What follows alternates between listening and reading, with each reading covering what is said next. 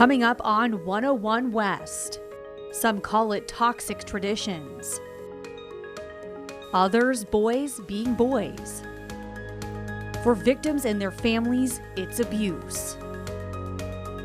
Tonight, the culture, the victims, the laws. When it comes to hazing, the code of silence. 101 West starts right now.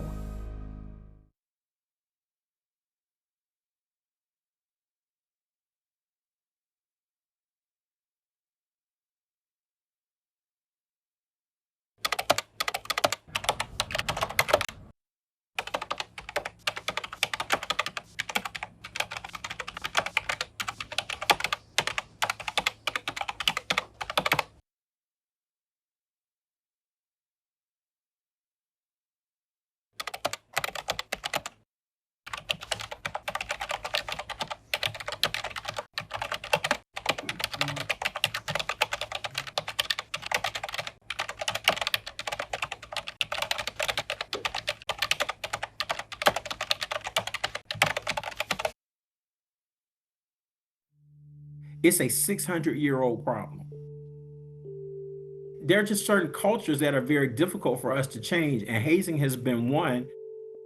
Turned out of Syracuse in the chilling high school hazing scandal, authorities describing an incident that resembled an armed kidnapping. Members of the Kappa Sigma fraternity lit themselves on fire. The university says 2 new members needed medical attention after they were encouraged to drink a bottle of liquor during a Big Little reveal. The culmination of a months-long hazing scandal has Northwestern University parting ways with its winningest coach ever. A federal civil rights lawsuit has been filed against the school, its administrators, football coaches, and several students. It all centers on hazing and assault allegations during a football team trip earlier this summer. Hazing. It's a dark tradition that can lead to deadly consequences. And it goes back hundreds, some say thousands of years. The Spartans had this kind of hazing. St. Augustine at Carthage was hazed by a group called the Destroyers. And Martin Luther was a big proponent of it, wearing yellow horns, drinking beer that after your lip's been cut and they salt the glass, you tell your confession to what you think is a priest, and then they all laugh at you. Beatings. In the 1700s in Great Britain, they had a different process. They called it fagging. It was personal menial servitude. You're a freshman, you have to clean, my room and do those kinds of things. When hazing made its way to the United States in the mid-19th century, it was mainly physical and based on academic class. But slowly, it moved to other groups, and alcohol started to play a bigger role. It's a culture that migrated. It didn't go away. It moved from freshmen to members of fraternities and sororities to athletic teams to clubs to bands, everybody else. As it migrated, it evolved and continues to evolve today. The real thing that's changed is like the social media context, and people film hazing. You being filmed having to chug vodka, or you being shamed wearing outfits or doing a TikTok dance or something. While police originally identified this as a TikTok trend, the report says there was extensive evidence of hazing, coercion, and attempts to destroy or conceal evidence. The rise of technology can mean hazing follows a victim everywhere. It's like omnipotent all of the time. But it's also been helpful in criminal hazing investigations. If you get caught, it still leaves a digital footprint that police have been able to use. I've worked on cases where I've read text messages that people sent that they thought they deleted, but police were able to get the text messages. So how prevalent is hazing? Experts say it's hard to depend on the statistics because so many incidents go unreported. But the national study of student hazing in 2008 found 55% of college students participating in a club, group, or team experienced hazing. That includes 74% of student athletes. But the vast majority of those students didn't believe they'd been hazed. They'd say, no, that wasn't hazing, that was a tradition, or that was just an initiation, or that was just some pranks or horseplay. Many people still, back then and still today, are unclear about when behavior crosses the line into hazing. That behavior can also differ based on the group involved. The 3 most common environments for hazing are Greek organizations, athletics, and the military. In athletic hazing, for example, there's usually something more physical, calisthenics. In Greek life, partying plays a larger role. New members or pledges can be forced to drink huge amounts of alcohol. And a lot of that, too, is built on popular culture. 1979 movie Animal House. Thank you, sir. May I have another? 1989 movie School Days. Big Brother Almighty, most eloquent leader of Gamma Phi Gamma. Woo! There are movies that, make it look like it's a lot of fun. And in the beginning, it is a lot of fun. That's how they draw you in. As the events go on, they get worse and worse and worse. And for example, in fraternities, the last week is called Hell Week, and it is really the worst. Not all fraternities or sororities haze, but among those that do, it can take many forms. One fraternity at Rutgers University was closed this year after an alleged hazing incident nearly electrocuted a student. Hazing is extremely gendered. Men's organizations tend to be more physical and tend to involve more alcohol, trying to force them to actually demonstrate how masculine they are. Women, it's to prove why you shouldn't be there, right? And so it's more cognitive, it's more emotional, and tends to be more individualized. Predominantly Black fraternities and sororities is most often physical hazing. It could be physical tests, it could be paddling or punching or those kinds of things. According to the 2008 national study, 47% of students come to college having already experienced hazing. At the high school level, it's most common in athletics, and with limited access to alcohol, the activities are more physical, even sexual. High school teens, it's normally like some kind of sodomy cases. Any kind of penetration or mock penetration. Students on a team, they know exactly where the adults are, but they have a short amount of time to haze. So if you do something sexual, you get the victim to feel completely helpless and understand the hierarchy immediately in a very quick way. But even though hazing is highly associated with football and fraternities, experts say it can rear its ugly head in any group that wants to teach new members their place.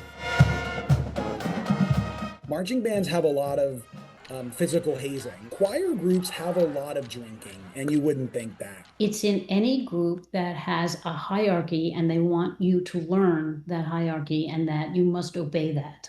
Whenever a hazing incident comes to light, many people ask the same question. Why didn't the victim just say no or walk away? The experts say it's not that simple. Once you get involved in it, if you decide that this is hazing, I'm not going to participate, you have to make the decision then that you don't want to be a part of the organization at all. But if you still want to be a member and you join in good faith, you're not telling. It's just there's no way in the world that you're going to tell. There is no choice in hazing. You're stuck.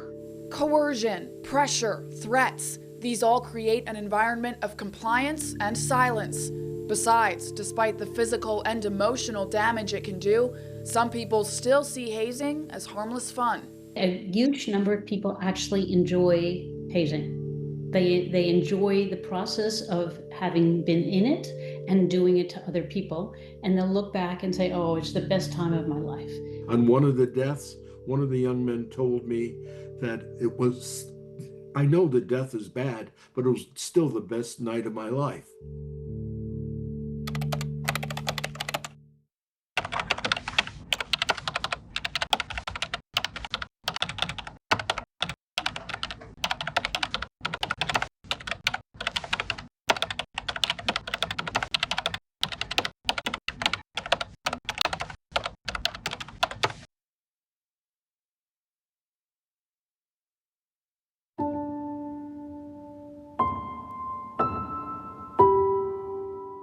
They're brainwashed by the fraternities. Like, you cannot even call 911. It took a toll on our emotional, mental, and physical state. You could tell by his body gestures. He had no control. He could barely lift his arm up to grab towards the bottle. 3 families, 3 timelines, all haunted by silence.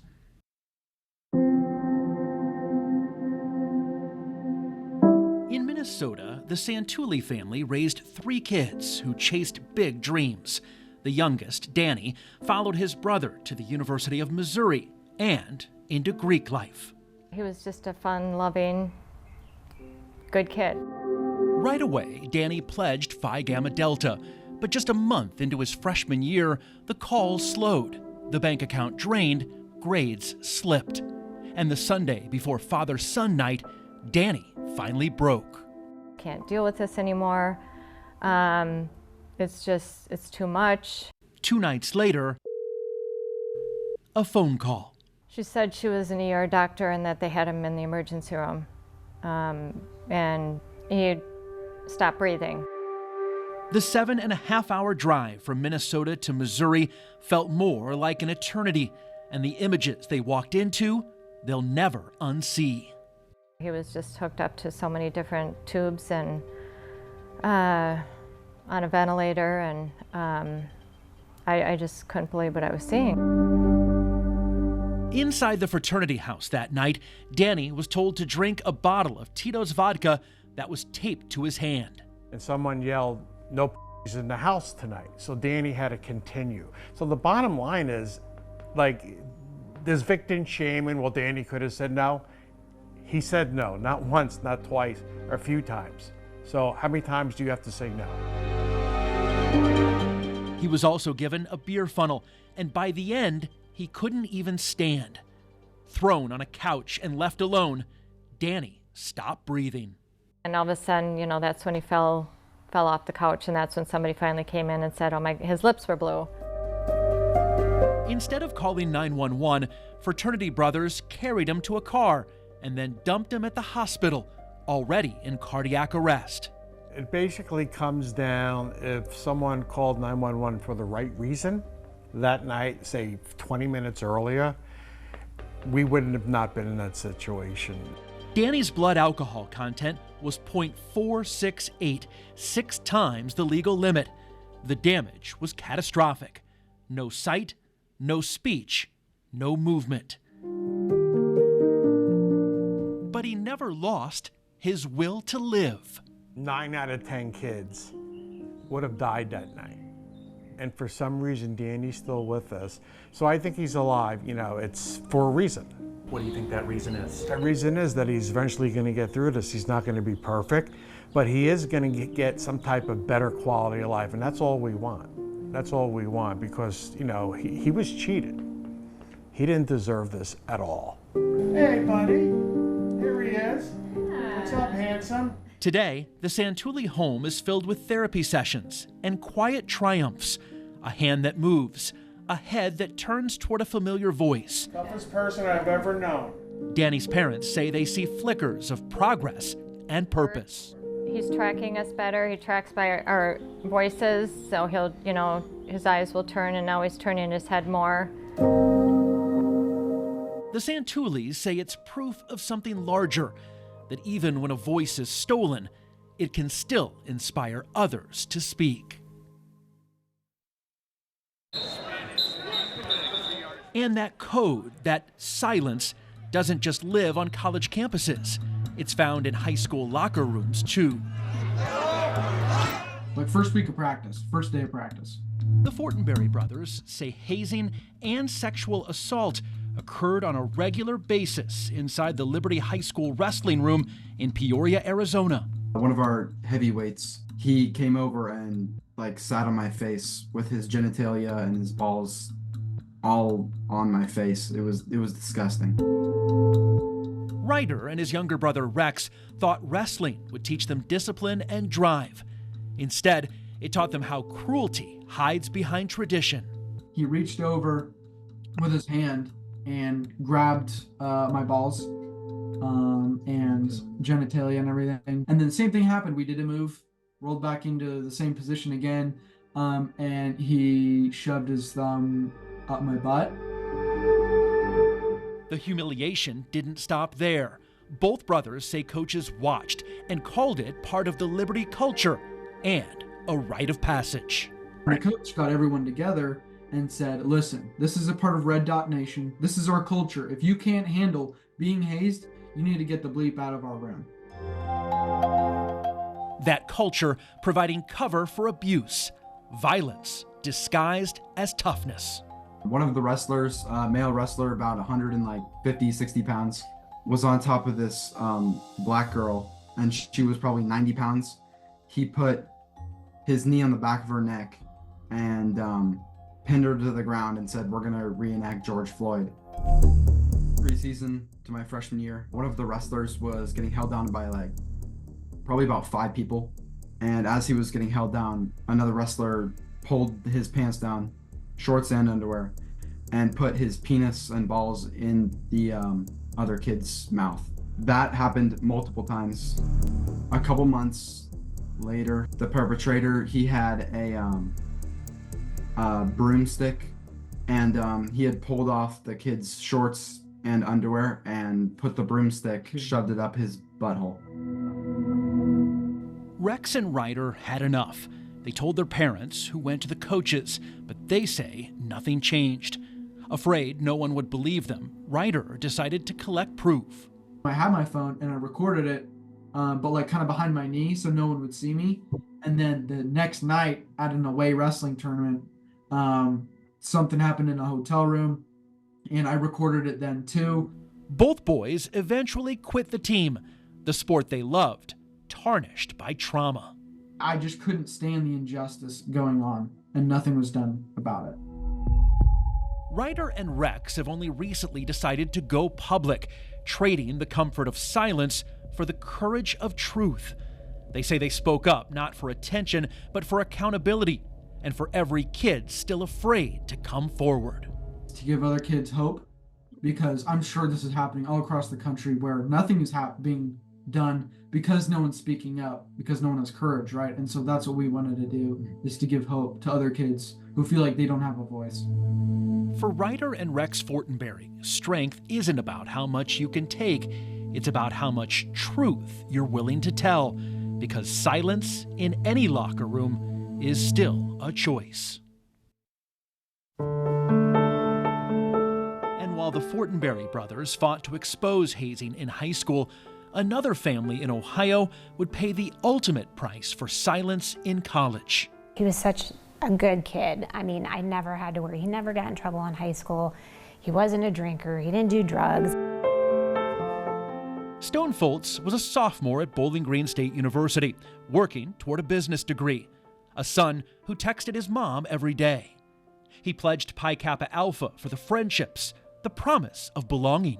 You know, they'll help me with my grades, you know, they'll help me keep up my GPA. He just went on and on and on about all the benefits of it and was really excited.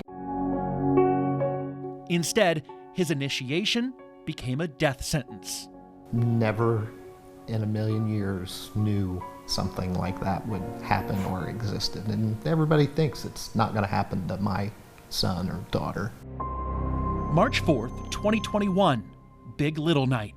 They march him into the house. They get into the basement. Standing in front of him is his big brother that he was being assigned to, holding an entire liter bottle of Evan Williams bourbon. And that's when the drinking started. And anytime they tried to set their bottle down, it was put back in their hand. And it got to the point where it was who could drink their bottle the fastest. You're not leaving until you finish your bottle. Wanting to fit in, Stone finished his in 20 minutes. Videos later show him throwing up in a trash can as his so-called brothers laughed. Later that night, they left him alone at his apartment, texting each other videos, joking that he was snoring. But Stone wasn't asleep. He was dying. Sent it to all the officers and the active members, laughing, saying he's so messed up he's snoring. When in reality, Stone's organs were failing at that point and he was aspirating. So Stone was starting to die, and that was in a 1-hour window. They left. No one stayed with him. Do you see his chest rising up and down? No, not right now. Okay, and he's blue? Yeah. Okay, then there's a good chance he's not breathing. By the time paramedics arrived, Stone's BAC was over 0.4. and his brain activity barely measurable.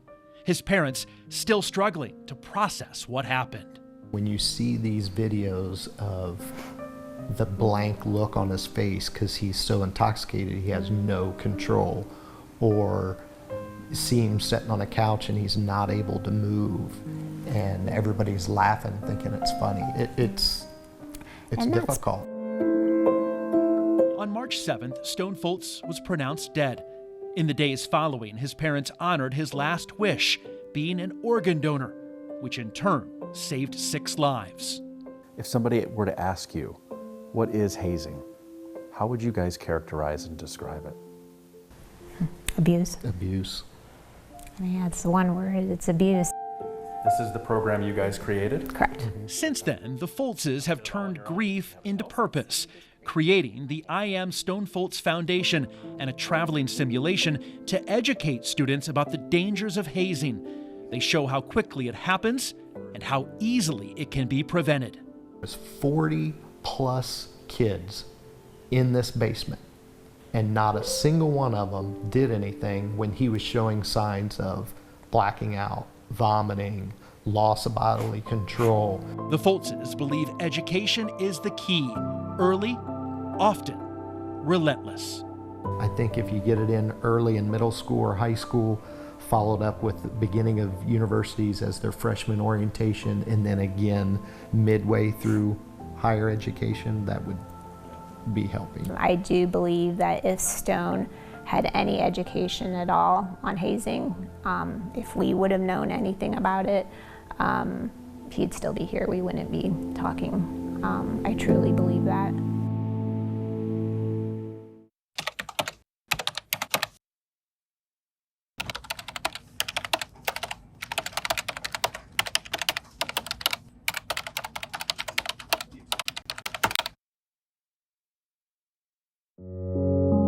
On February 4th, 2017, 19-year-old Timothy Piazza was found unresponsive after being pressured to drink an excessive amount of alcohol, leading to a fall that ultimately led to his death. On November 12th, 2018, Colin Wyant's family is told their 18-year-old son has died from asphyxiation, a heartbreak that has been felt far too many times. Over the last 187 years, there have been 333 deaths due to hazing, 122 of those happening in the last 25 years. Each victim having their own story. For Piazza, he was a sophomore pledging at Penn State. Wyant, he was a freshman at an Ohio University fraternity, both leading to anti-hazing laws in Ohio and Pennsylvania. Often the laws are strengthened after a tragedy, sadly. The families, typically the parents, and the families and friends and community members who experience this tragedy and loss rally together and advocate for change. So what are the laws? Let's start here in Ohio. Hazing has been illegal in the state since 1983, but it was a misdemeanor. Now, under Colin's law, it can be a felony. Sean Elto is one of the attorneys working with Colin's family and helped make the state anti-hazing law a reality. He said once Colin's law passed in 2021, Ohio's definition of hazing expanded. If somebody is handed a bottle of liquor and told to drink that bottle in a certain period of time, that's the coerced use of drug or alcohol. And if that person drinks that bottle, well, there's the likely result of serious physical harm or death. And so under those facts, I would anticipate a prosecutor who follows the statute would be able to seek and get an indictment for a felony 3 offense versus a misdemeanor offense. Under Colin's law, colleges and universities must have anti-hazing policies in place. Where's your emergency? This Ohio law also targets bystanders who don't call for help. They can now be prosecuted. In Pennsylvania, laws differ. In Ohio, where the legislature has criminalized failure to report, and in Pennsylvania, you have an amnesty law. So if I see somebody who's being hazed in Pennsylvania and I witness it, if I call 911, as long as I fall under those factors, I won't be criminally or civilly charged for the conduct that I engaged in. The Timothy Piazza anti-hazing law was enacted in 2018.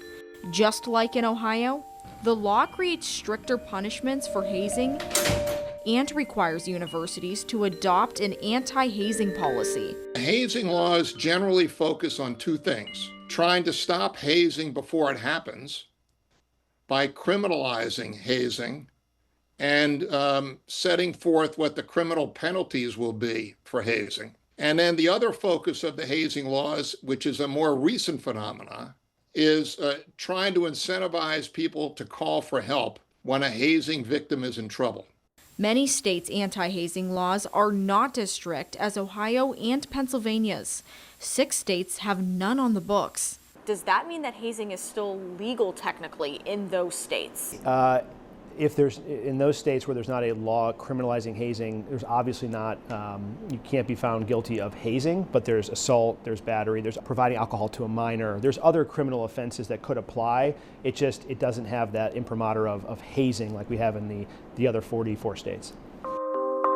There's no federal law criminalizing hazing. The only federal law surrounding hazing passed in 2024 and requires transparency from universities. Once a year, they have to have a hazing transparency filing where that data is accumulated and posted on the university websites. And that will allow people who are thinking about going to a particular college or joining a particular fraternity or sorority to have a convenient place to go and look for the data.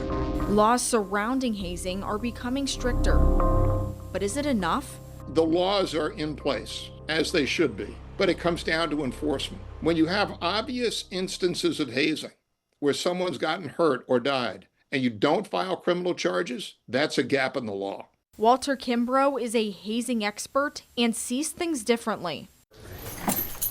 The law doesn't scare people because they're still thinking 95 times out of 100, nothing bad is going to happen. We're not going to get caught, so let's just keep doing it. People are not afraid of the laws. So every place where there are tough laws in Florida, there are tough laws in Pennsylvania. It doesn't change anything with those laws. But what it really comes down to is perception.